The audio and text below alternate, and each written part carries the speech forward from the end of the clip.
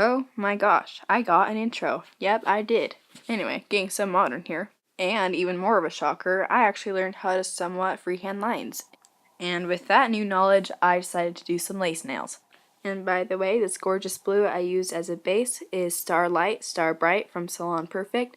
And I've got to admit, it's definitely a must-have. And now I'll better catch up with the tutorial. I'm putting a top coat over my blue base, and P.S. I'll be having a quick dry top coat battle off thing later, so stay tuned for that. Pour a good amount of white acrylic paint onto your lid, or whatever other material you use, I don't care, it doesn't really matter all that much. The brushes I'm using aren't actually nail art brushes, they're just normal acrylic paint brushes from Walmart, and I like to wet mine a little bit and then wipe off excess water. This will give me a little bit of cleaner and smoother lines for when I actually start painting. Okay, just a tiny bit of acrylic paint on there, and now we're ready to attempt your first line. And keyword being attempt here because it can be kind of hard. So good luck. I'm totally kidding, you'll get a lot better with practice, don't worry. And wow, I'm not helping at all during this tutorial. Basically what I did is I drew my first line, and on your first one, you're going to want to focus extremely hard, like extra hard, to make sure that's straight because you'll be using that line to make your other line straight. I'll explain my logic soon enough, don't worry. Hopefully my brain process will make sense to you guys. Oh yeah, so second line going on right here. Don't really stress about making it super straight because you can fix it up later with your toothpick trick as long as you added your top coat at the beginning. And if you didn't add a top coat at the beginning, then I really hope you can draw straight lines. Definitely feel free to go back and make your lines more opaque, or take several goes at one line. It doesn't have to be all at once. And then I think I forgot to video this line, so I just showed it. Anyway, going on to the next one. Then a little tip I kind of mentioned before about just having to have your first line straight, then it'll help you out with your others. It's a really easy process, but it's hard to put into words, so just try to bear with me as I explain this to you. When you're making a line, just make sure that each little mark or whatever is the same distance away from your last one, and then if you just keep going from the same distance, you should have a straight line. Hopefully you actually got what the heck I'm trying to say, or at least a decent idea. And if you didn't, then just watch what I'm doing and try to stick to just making straight lines. Now we're going to make lines going the other way, so that way they're intersecting, and it kind of gets like this plaid kind of form. Like, not really plaid, but hopefully you know what I'm trying to say. Oh gosh, I've probably said that like 20 times already during this tutorial. Just deal with it, okay? This is like my second tutorial. Hopefully it'll get better. Hopefully.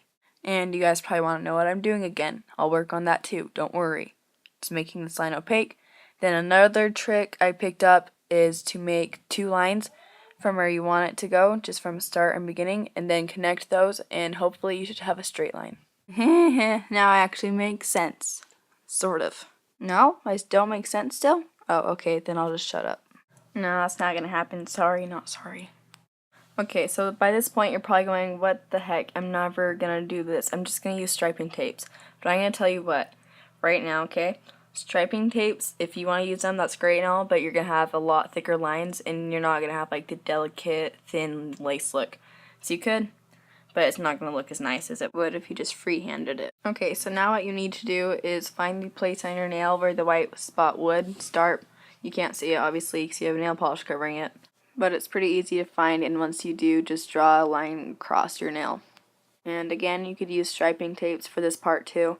But also another problem is that you'd have to remember the order they put all the striping tapes on, and that's way too many striping tapes to remember if you ask me. And now I'm dripping the blue polish that I used as a base coat before onto the same lid as I also used before. And now I'm just using the pointy end of one of those wooden cuticle pusher things. I don't remember what their legit name is. Whatever this thing is, I'm using it, so you can use a toothpick or a dotting tool if that makes you feel more comfortable. And I'm just using this to pick up my blue polish off my lid and place it onto my nail in the places where I don't want the white to be seen anymore. Stupid white getting past that line. If you wanted to, you could probably plan ahead better, but obviously I didn't, but I'll pretend it's the white's fault.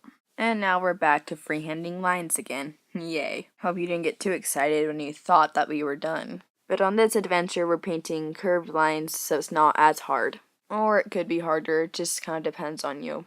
So what I'm doing here is I'm just making little loops, that way the Blue is still showing in the middle, and there's just like these little lace curved lines. I don't really know how to explain this. And then I got lazy, and I thought you guys would have the hang of it by this point, so I hope you did. So here's how it looked after I finished all the loops. And now the last step before the top coat. So yeah, you're almost done.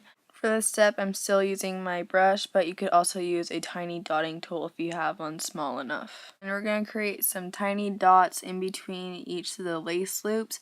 Hopefully you left a little bit of space to do this. And if you mess up and make one of the dots too big like I did, you can just simply put your blue back in there and redo that dot. And once you finish up those last dots, you are finally done, and you can just apply your top coat, and then you'll be finished. And so, yeah, I'm really happy about this look. I think it turned out pretty well. What do you guys think? And even better, I got white acrylic paint in my hair from holding my hand so close to my face. Thanks so much for watching and putting up with my voice. That is still really sore, and I apologize for that. Don't forget to subscribe and give this video a thumbs up. See you later, guys. Bye.